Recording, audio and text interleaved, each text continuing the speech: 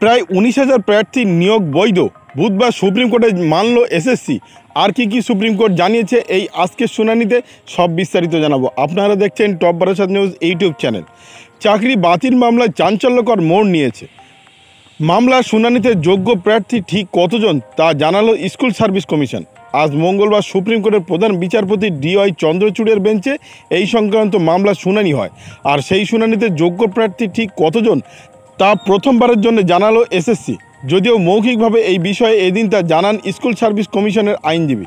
এই বিষয়ে তথ্য প্রমাণ আদালতে পেশ করতে হবে, আর তা কি দেয় সেদিকেই নজর থাকবে সবার। কলকাতা হাইকোর্টে প্রায় 26,000 শিক্ষকের চাকরি বাতিলের নির্দেশ দেয়। এই নির্দেশ অযোগ্যদের পাশাপাশি যোগ্য প্রার্থীদেরও চাকরি বাতিল হয়ে যায়, যা নিয়ে উত্তাল রাজ্য রাজনীতি।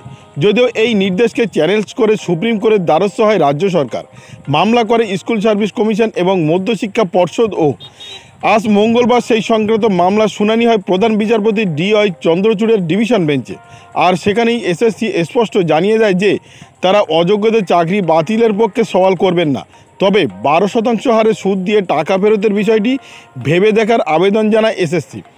আর তা বলতে গিয়ে প্রথমবারের জন্য যোগ্য প্রার্থীর সংখ্যা ঠিক কত তা জানালো এসএসসি। কমিশনের তথ্য অনুযায়ী 19,000 চাকরি প্রাপক যোগ্য, তাদের মেধার ভিত্তিতে নিয়োগ করা হয়েছে বলেও জানায় এসএসসির আইনজীবী। কিন্তু এতদিন কেন এ বিষয়ে এসএসসি জানায়নি তা নিয়েই প্রশ্ন উঠতে শুরু করেছিল। বলে রাখা প্রয়োজন, কারা যোগ্য এবং কারা অযোগ্য তা বলা সম্ভব নয় বলে আগেই জানিয়েছিল এসএসসি। সম্প্রতি একেবারে টার্ন করে কমিশন বলে যোগ্য এবং অযোগ্যদের আলাদা করা সম্ভব হয়েছে, আর সেই সংক্রান্ত তথ্য আদালতে জমা দেওয়ার কথাও বলা হয়। সেই মতো এদিন এসএসসি কি জানায় সেদিকে নজর ছিল সবার।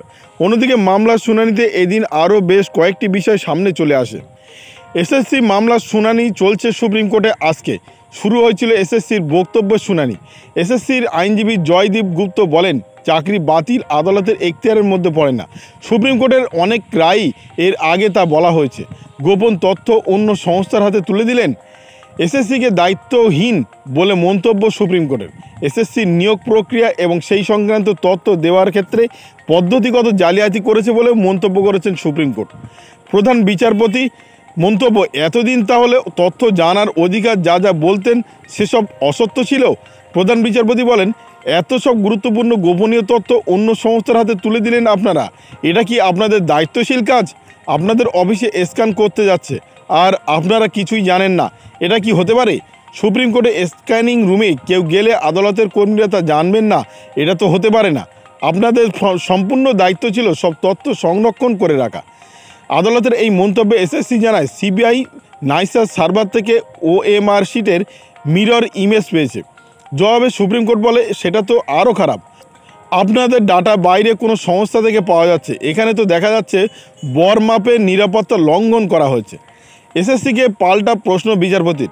জবাবে কি বলল রাজ্যের স্কুল সার্ভিস কমিশন? এবার প্রধান বিচারপতির প্রশ্নের মুখে কেন এসএসসি? জানতে চাইলে OMR শিট নষ্ট করেছিলেন কেন, এই নিয়ে কোনো আইন আছে? জবাবে এসএসসির আইনজীবী গুপ্তের জবাব, আমাদের কাছে ডিজিটাল ডাটা রয়েছে। প্রধান বিচারপতি স্ক্যানিং করার জন্য নাইসাকে দিয়েছিলেন, কিন্তু আপনার চেয়ারম্যান তো ওই কাজ সম্পর্কে বিশদে জানতেন না বলছেন।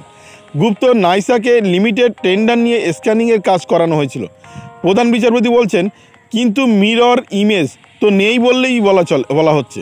এসএসসি বলেন, মিরর ইমেজ নাইসার কাছ থেকে নেওয়া হয়েছে, সেগুলো প্রকাশও করা হয়েছে। প্রধান বিচারপতি বলেন, কিন্তু টেন্ডারের জন্য কতজনকে ডেকেছিলেন? আপনারা সম্পূর্ণ নিয়োগ প্রক্রিয়া চালাচ্ছেন, অথচ যথাযথভাবে টেন্ডার ডাকেননি কেন? এই প্রশ্নের সদুত্তর দিতে পারেননি এসএসসি চেয়ারম্যান। এখন এসএসসি চেয়ারম্যানের এই উত্তরের পরিপ্রেক্ষিতে নির্বাচন কমিশন এসএসসি চেয়ারম্যানের এই উত্তরের পরিপ্রেক্ষিতে প্রধান বিচারপতির ডিভিশন বেঞ্চ কী রায় দেয় সেটা অবশ্য আমাদের পরবর্তী সময় জানতে পারবো। ভিডিওটি আপনার কোনো প্রকার উপকারে লেগে থাকে অবশ্যই লাইক, কমেন্ট, শেয়ার করবেন। সেই সঙ্গে চ্যানেলটি সাবস্ক্রাইব করার অনুরোধ রইল। সবাই ভালো থাকবেন, সুস্থ থাকবেন।